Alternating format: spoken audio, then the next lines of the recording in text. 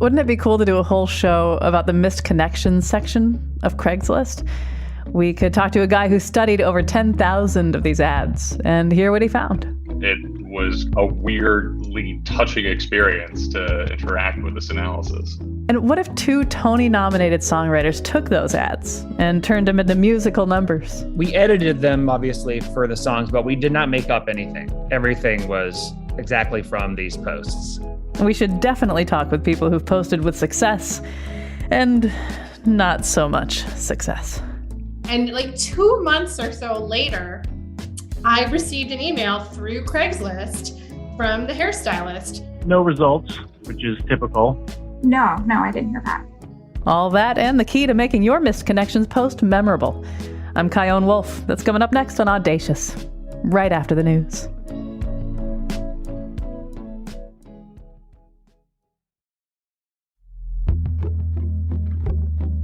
From Connecticut Public Radio in Hartford, this is Audacious. I'm Kyone Wolf. Has this ever happened to you? You're heading into your favorite restaurant to pick up an order of ramen, and on the way out, an attractive person wearing an NPR hoodie walks out, and you see the logo, and you reflexively say, "Hey, I love NPR, especially Audacious." And the person in the hoodie goes, "Yeah, I love NPR too, and Audacious is meh, but I do love fresh air." And because you're available to date, you're doing some quick calculations, right? Like, okay, they like NPR. That says a lot of great things about them. Cool. But they're not a huge fan of Audacious, so that's a big, fat strike. But then again, Terry Gross is pretty great, so that says something too. And while you're doing all these calculations, Hoodie's back in their car, blasting All Things Considered as they glide out the parking lot. So you pick up your ramen, head home, pull up Craigslist.com, and open up a fresh new post to missed connections. The empty title line stares at you. You think this could be the beginning of something. Hoodie could read it and be like, "It's them, it's the one who likes Audacious and ramen, OMG." Or they could read it and be like, "Who does this Audacious-loving punk think they are?" Thinking a fresh air fan would ever go out with them. Or absolutely nothing could happen. That's the vibe of missed connections. And on today's show, we're talking to people who've posted to it with varying degrees of success. They've made musicals out of it, and they've studied the hell out of it. Like Ilya Blinderman. He's a senior journalist engineer at The Pudding, which is a collective of researchers who aim to explain ideas debated in culture with visual essays. In 2015, he studied data from over 10,000 Craigslist missed connections ads. I had a lot of questions for Ilya, but the first one was, why? I've got a background in academic research. I studied psychology. I got a master's in psychiatry. And for the longest time, I've been fascinated by the fact that people often say things about themselves that don't necessarily reflect their underlying motivations.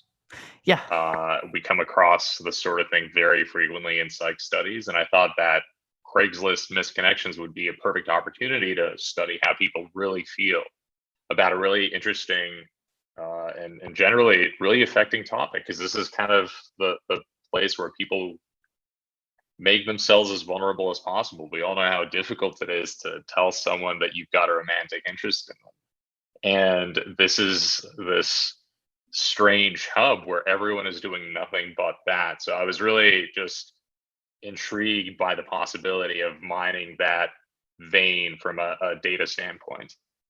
And you looked into you looked into a bunch of cities, you looked into time of day, you looked into, words people used, at least perceived gender. What were some of the big takeaways from this research?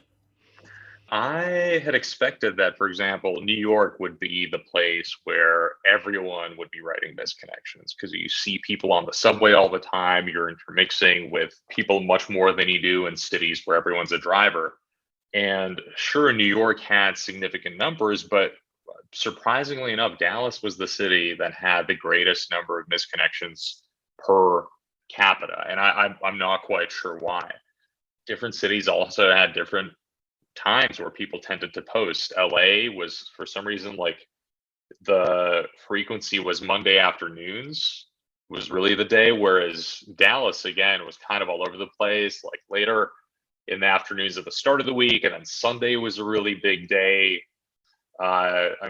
Somewhat expectedly, I found that men tended to post a lot more missed connections than women. And there's some research that suggests that any sort of interaction men typically have with women results in the impression that, oh, perhaps there's so you're saying there's a chance that that famous Dumb and Dumber line, whereas women don't really have that sort of impression when they interact with men.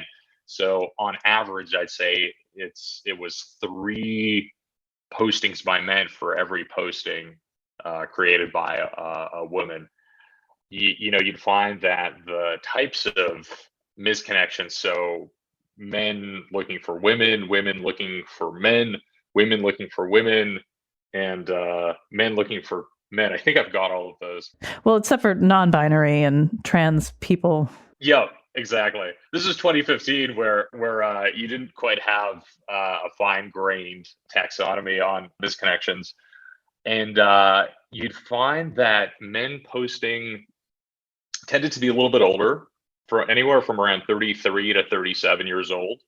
Women tended to be in their mid-20s to early 30s. And this is only the ones in which you could find this information out, like they said. Yeah, absolutely. And kind of the caveat here is, look, all data is flawed to some degree. And so these are my best guesses at what's actually happening. Maybe everyone out there is just pretending to be 25-year-old women. Maybe there are no women posting on misconnections, but I guess that it's not very likely. But men tended to post shorter messages overall. Women tended to write a little bit more. There's so many nuances here that we could just kind of keep going, but it was a tremendously rich data set and a really interesting look at the generalized behavior of all of these groups. So it was kind of a weirdly touching experience to interact with this analysis. There were about 10,000 posts, yeah, that you looked at? There were. So yep. Among those 10,000 Craigslist misconnection posts, I bet you're probably the person in the world who's seen the most, besides the algorithms behind Craigslist. Did any one of them stand out to you in any way? When I think back to working on the analysis, not so much, but I will say that after I'd published the piece, a number of people had reached out to me and said, you know what? I know you say throughout the text that you're not aware of any of these relationships necessarily panning out, but this is how I met my wife. Here's a picture of us with our kids and our dog. And it was a really moving experience because, people not only connect with the work that you're doing, but they're saying, hey, like, here is the outcome of all of this vulnerable searching for romance and connection out there. So I think the flurry of emails that people sent afterwards justifying the need for misconnections, it was something that was really heartening for me. Well, Ilya Blinderman, thank you so much for talking with me. Thank you. Ilya wrote about those 10,000 Craigslist missed connections for Vox, and we're going to hear from him again at the end of the show. After reading all of those ads, he'll give you some advice on how to make one that'll stand out. Another way to set the stage for you, in a manner of speaking, is to look at how these missed connections ads are also kind of a perfect representation of the human spirit, right? Full of promise and risk, desire, and, well, melody. Anthony King and Scott Brown are both Tony and Emmy-nominated writers, whose work you may know from Beetlejuice the musical and Gutenberg the musical. What they're only slightly less known for are their musical interpretations of missed connections ads. To the guy I caught masturbating in his car in the parking garage, I wasn't as put off as I may have seemed. I was put off, but you don't look like the scumbag type, and you were probably just as scared as me. I'll let Scott Brown explain, and then you'll hear from Anthony King. we actually grew up together in North Carolina and then later moved to New York and were roommates. And then we weren't roommates, but we were still wacky media, theater, comedy people in a time when that was like the Wild West in New York. And Anthony was artistic director of the Upright Citizens Brigade Theater, which was kind of a big deal. Yeah, literally an underground comedy club. Literally underground at that time. Actually underground. Under The best ones are, yeah. And in this kind of dank space, like all kinds of crazy things were happening. And one of the crazy things that happened was our friend Charlie Todd put together a show that was just about basically stuff he found on Craigslist.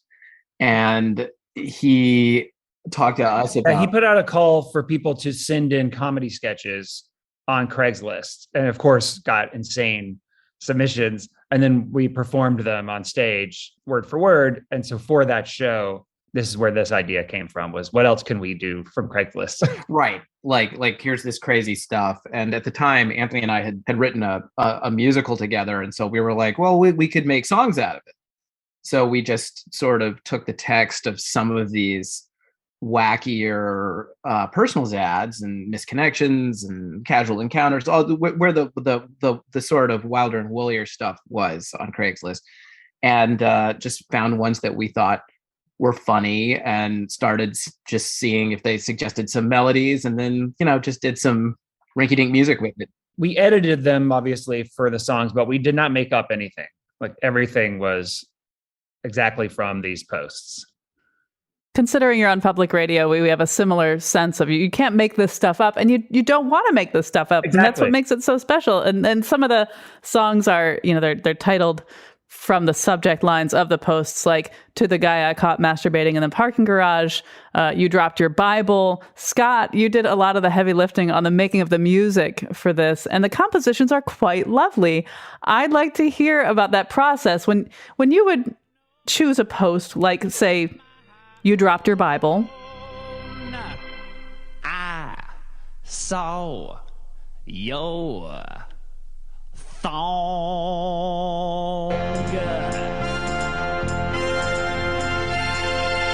You dropped your Bible, I saw your thong. I saw your thong.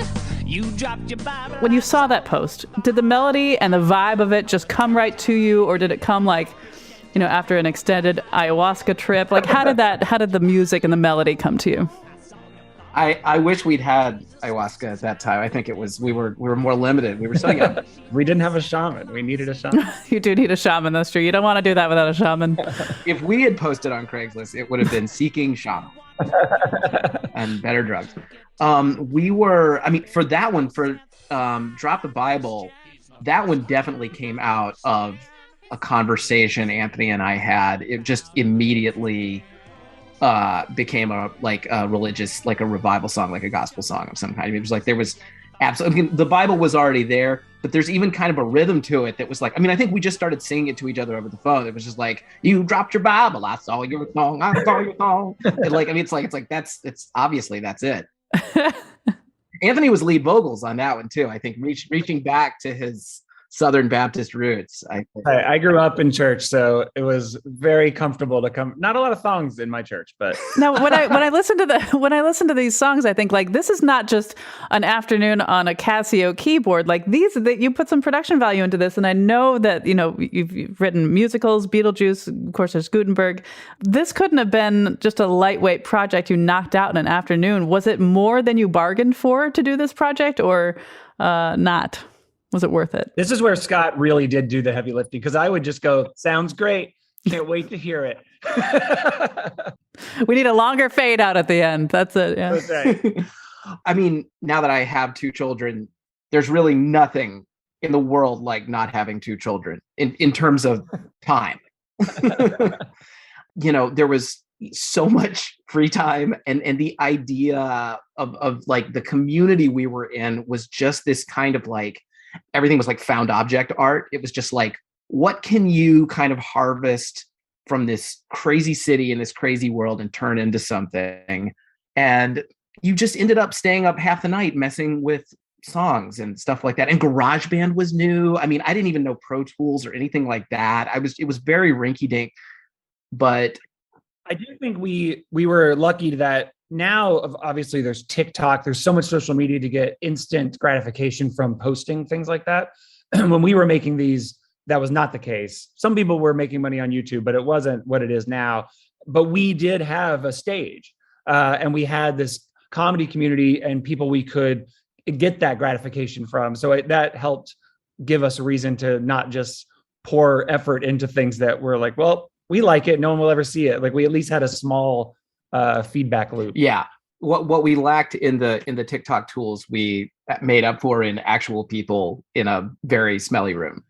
And we would be so huge on TikTok right now. You really think so?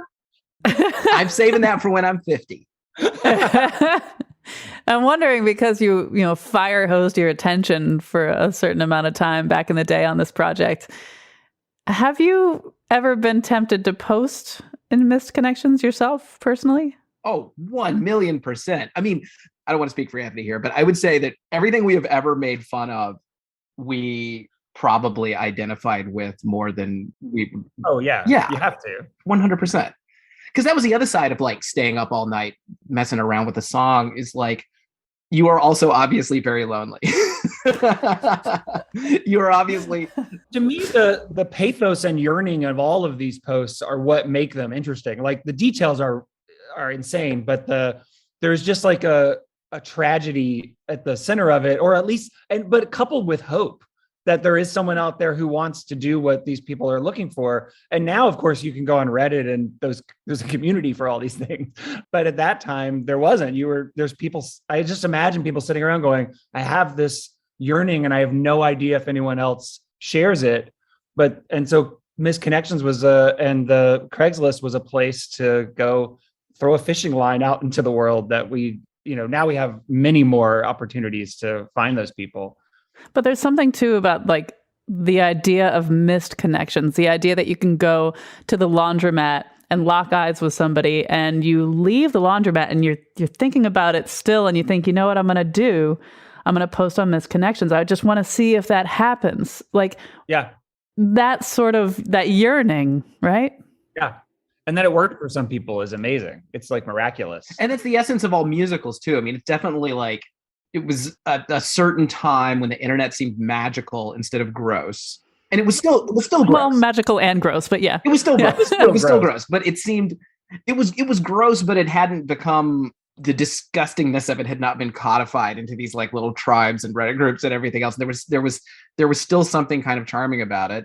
And it was like, it made the world and the city at the time, like just kind of like a crazy romantic musical, like exactly what you would want things to be, where happenstance turns into romance. And like well, and we do talk about, when you're writing a musical, musicals more than any other like narrative art form, I think, have center on a character with a gigantic want. And we talk about in musicals, the I Want song, which is usually a song early in the show where that character just lays out in a way that you can't, if you aren't hearing the inner thoughts of a character, exactly what it is that they're searching for. And that's kind of what all these songs are to some degree, are just big I Want songs filtered through the internet. Right. Like a song is how you access a character's inner monologue. And that's what Craigslist was doing too. It was accessing an inner monologue that, it was exciting to hear that id given voice, and now of course it's less exciting because the id is always there. The id's more angry now. Yeah. The id's running for Congress. The id's, yeah. There's the other side of it too, which is the person who's going to missed connections to see if anyone's looking for them. Yeah. Yeah. That's very true. Which may or may not be me. I will neither confirm nor deny this. Oh, it was definitely me between the years 2002 and 2008 or whatever. I can only imagine that thrill if you're reading one and realizing that it's you. I don't even know what to compare that feeling to, that someone is realizing that you're the person they're talking about, and the fear mixed with excitement of that. Well, Anthony King, Scott Brown, thank you so much for talking with me. Thank you for having us. Thanks for having us. When we get back, stories from people who've posted on missed connections. You got to try like gambling or gold digging or the stock market. It's all just a crapshoot. If my situation were different, like, I totally would have given him my number. And I had no way of telling him that. Craigslist was the only way I knew how, so I just kind of put it out into the universe. Lo and behold, he found it. He wrote back to me. I wrote back to him. And he was my hairstylist for a number of years thereafter, all thanks to Craigslist. Plus, one missed connection turns into a marriage. I'm Kyone Wolf. This is Audacious. Stay with me. You drop your Bible, Holy Bible, Holy Bible. I saw if you did your ever-loving thong.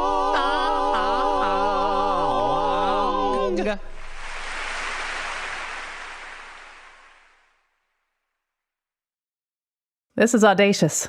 I'm Kyone Wolf. This whole episode is inspired by the missed connections section of Craigslist. You know, where people post stuff like, we made eye contact when you were on the crosswalk at Woodland and Asylum. What up, cutie? If it's you, tell me what color car I drive. Or you came to my restaurant and your order was supposed to have asparagus. Sorry about that. I'd love to take another order from you sometime, but next time you'll get extra asparagus. My producer, Jessica, and I combed through ads from both here in Connecticut and across the country to see if we could get someone who posted to talk with us. We replied to over 50 missed connections ads using subject lines like, I'm not the cutie at the crosswalk, but, or I'm not the asparagus person, but, and, well, crickets. Except for these two.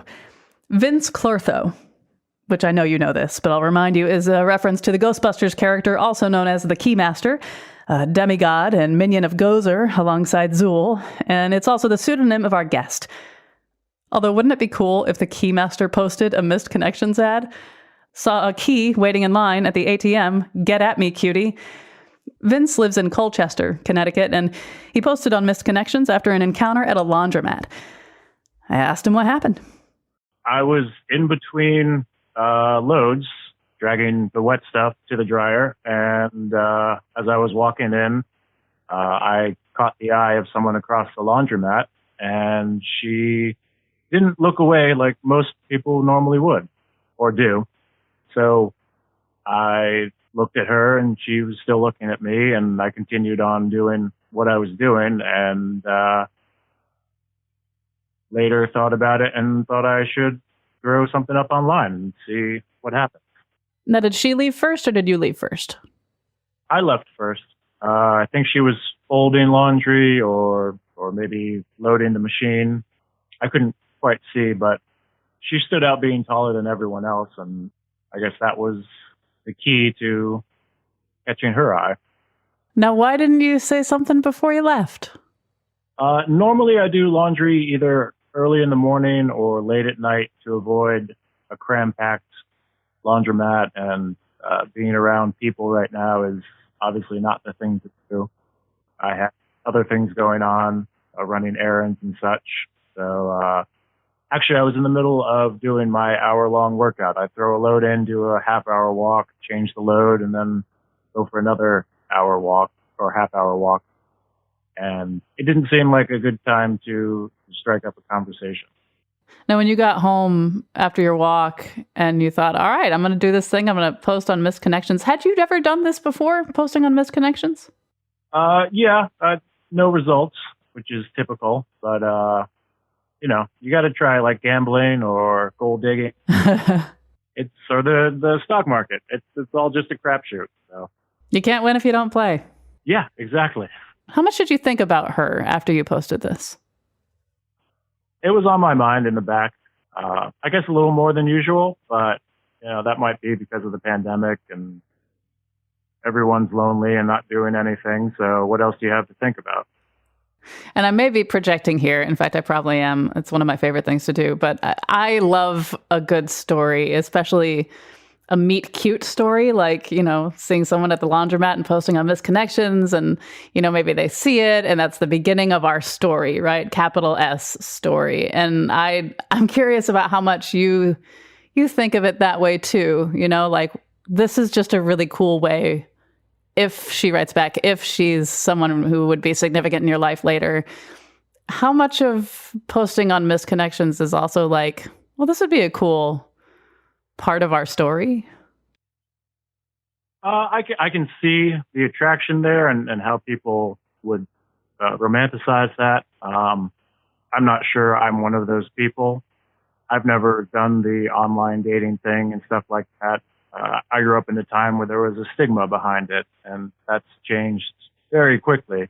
But I don't know if my opinion of that has changed a whole lot. But I'm thinking about trying it more and more, so that might change. It doesn't have the same stigma like it used to, so maybe someone can convince me of seeing it another way if it works out. I don't know. Maybe. Well, Vinz Clortho, thank you so much for being brave and talking to me. Oh, sure. Thank you for the chance. This next Missed Connections ad caught my eye. It read, "You said I had nice eyes and noticed my hiking boots. I was taken aback, but flattered. I definitely would have given you my number if the situation were different, and I wanted you to know. But I'm sure you won't see this." I wrote to this person, and Alex Ferrante, pseudonym again, and you'll see why, got back to me. She lives in the Washington, D.C. metro area, and I asked her to tell me what led up to her posting this ad. So it was a Saturday, like right the week after New Year's, right? It was like January and bleak, and Omicron was like raging. We hadn't left the house in weeks because of that and snow, and like my kid had been home for daycare and snow and all of that. So we just hadn't left the house. And I also, right before Christmas, had a miscarriage, and it was my second one in a row. So I was just like really very, very sad. And so my husband and I were trying to, figure out what was going on and what to do. So I had gone to the doctor the day before, and the doctor had no answers. And we had started going to like learn about adoption and like that. Just realized it was going to be a long process, and talked to family about fostering from adoption, which is something we had talked about. And we had talked to them that morning and realized hey, that's like a really, really hard path. Like it wasn't off the table. It's a really hard path. So that was like the day I had. So after we had that call with this family that we know about adopting from foster care, took a nap, and then I went to the grocery store. And I cried on the way over there because I've just been really sad.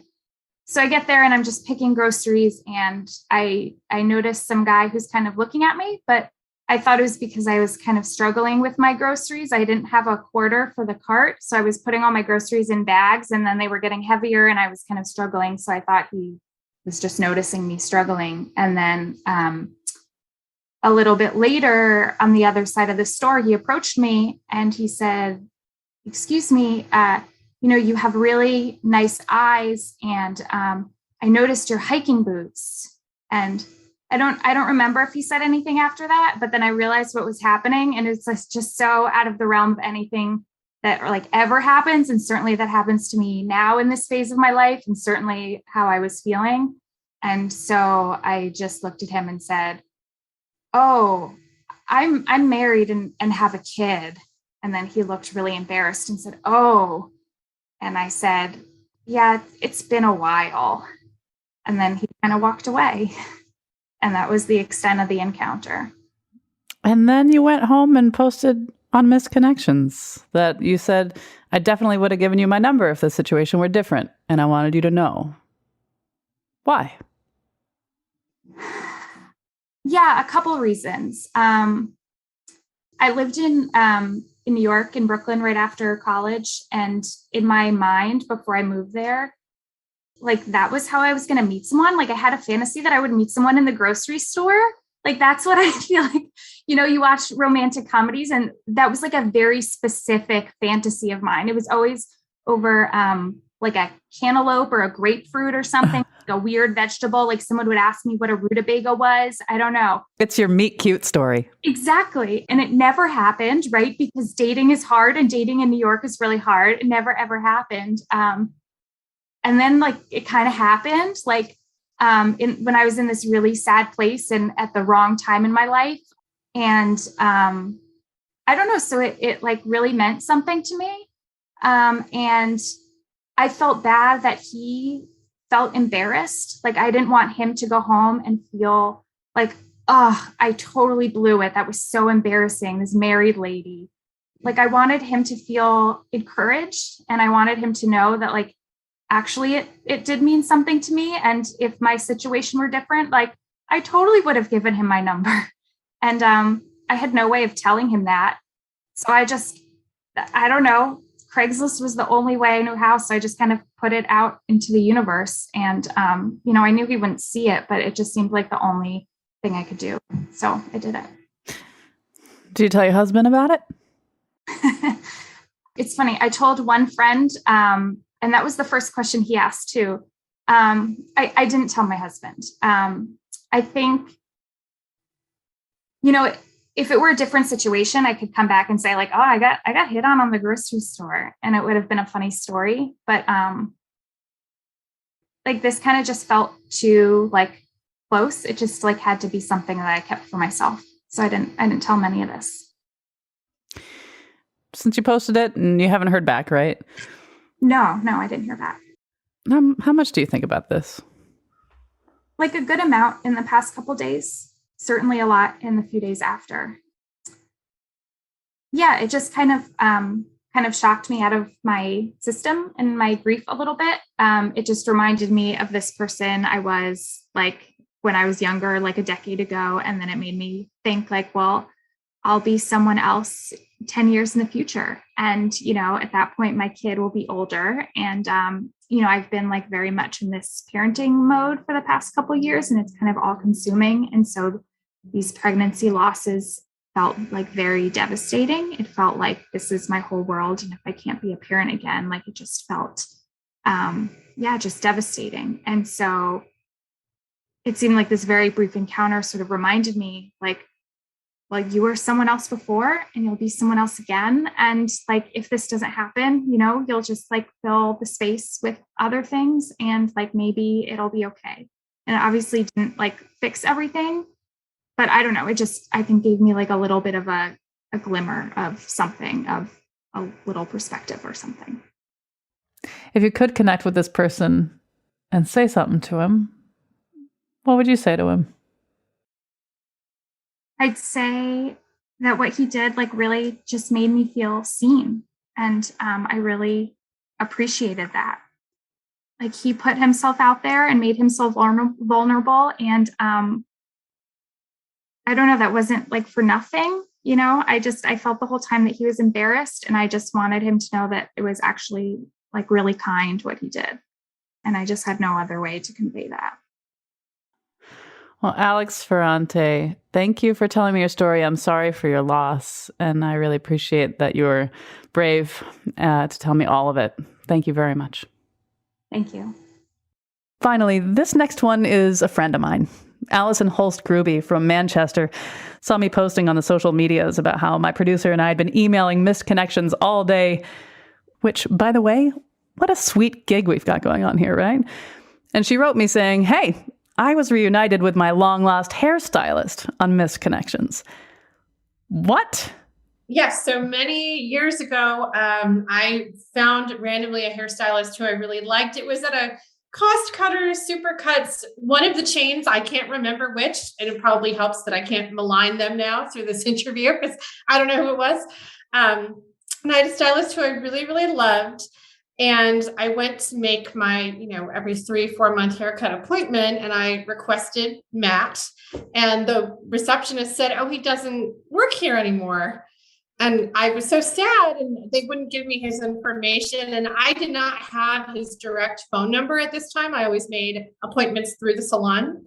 So I already was a big Craigslist Missed Connections fan. I just, as a hobby over the years, I've loved to read them. I mean, most of them do seem to be sketchy men hitting on women into the void in the internet, but occasionally there's a story that I would see that I'd really root for. So I thought, why not? I'll try to find my hairstylist on Missed Connections. So I just wrote up an ad describing him, describing myself, describing where he worked. And I said, please, if you're out there, contact me. I need someone who can cut my wavy hair. And like 2 months or so later, I received an email through Craigslist from Matt, from the hairstylist. He had opened up his own shop in East Windsor and I didn't have my personal information, so couldn't let me know. But a woman who worked at the gas station down the street from his salon read my ad. She, like me, apparently enjoyed perusing missed connections as a hobby and read the description of Matt and said, I think this is Matt from down the street. So she showed him the ad and lo and behold, he found it. He wrote back to me. I wrote back to him. And he was my hairstylist for a number of years thereafter, all thanks to Craigslist. For those who have thought about posting on missed connections for whatever reason, and they're not quite sure if they should, what would you say to them? Do it. I mean, in my case, there was no romantic angle at all. So if I didn't hear back from the person, I would never feel a sense of shame or embarrassment. In this case, it worked out. But even for those who do post for romantic purposes, if you don't hear back, you don't hear back. You never get a direct rejection, right? That's better. Those are the best. Those are the best. And maybe you will hear back. And I think ultimately it's, I don't want to say healing, but I think it can be very just good for us to express our thoughts and feelings and put them out into the void, because you never know who might read them. It may not be the person you're seeking for whatever your purpose is, but someone else like me will read your ad and be hopeful, and years later be inspired to write their own to find the person that they're looking for. And it might be their hairstylist. And talk about it on public radio. Yes, why not? In fact, I lost touch with Matt again. Maybe he will hear this episode and will call in. Who knows? Well, Allison Holst-Grubbe, thank you for telling me your story. Thank you, Kyone. After the break, what if it all works out? I was just browsing around one night and then boom, there it was, Matt and Dan, the architects. And I just was like, what? That's gotta be me. I'm an architect. My friend Matt's an architect. I'm Kyone Wolf. This is Audacious. Be right back. Found myself in a conversation from a missed connection. Standing there in a purple dress, point my eyes in the right direction. Find myself in a conversation from a missed connection.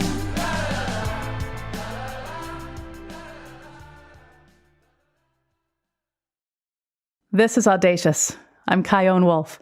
Today we're hearing stories from the missed connections section of Craigslist, and, you know, sometimes these things work out.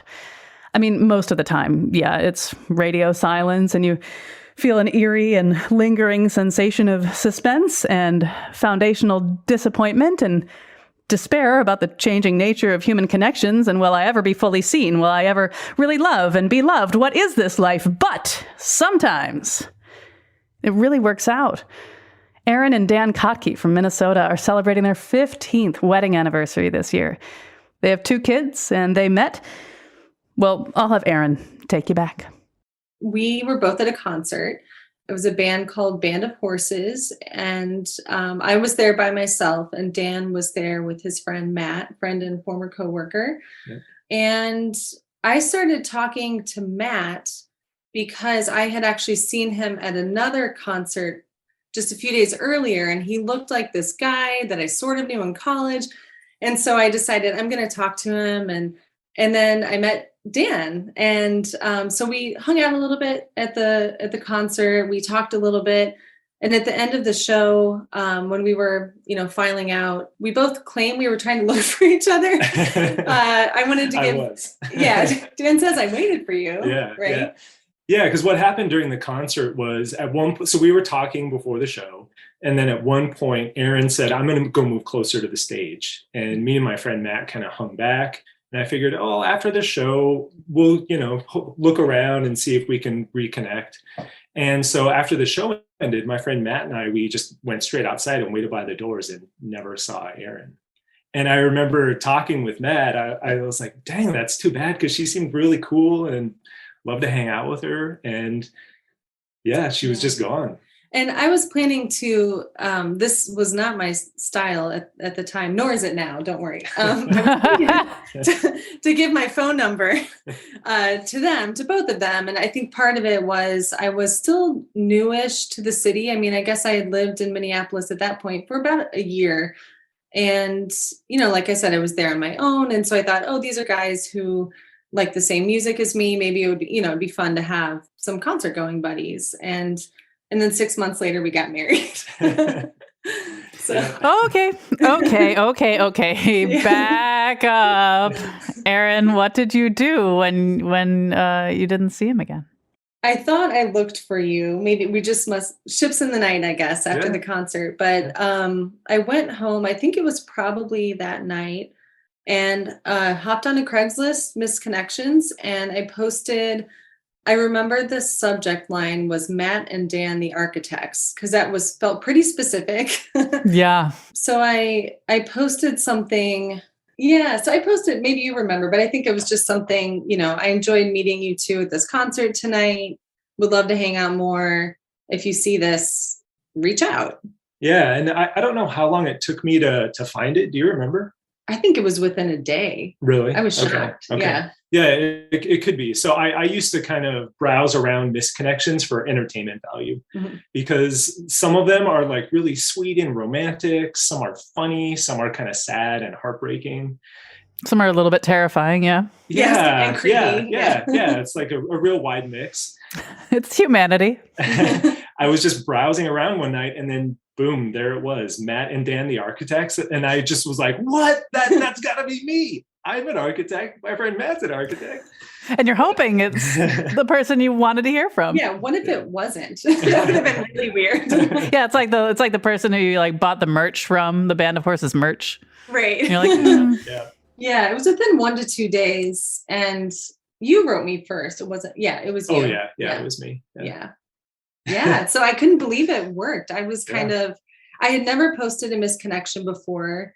And it's not something that I think I read them sometimes for entertainment value as well, but it was mostly just, I didn't know how else to get in touch with them other than, I mean, we're in a big city, but it's small in many ways. So there was a good chance maybe I would have run into him again. And we also learned we lived just 4 or 5 blocks from each other at the time. Yeah. Yeah. But then Erin had already had made plans to leave that apartment. Oh, that's right. So when we reconnected, she was actually farther away.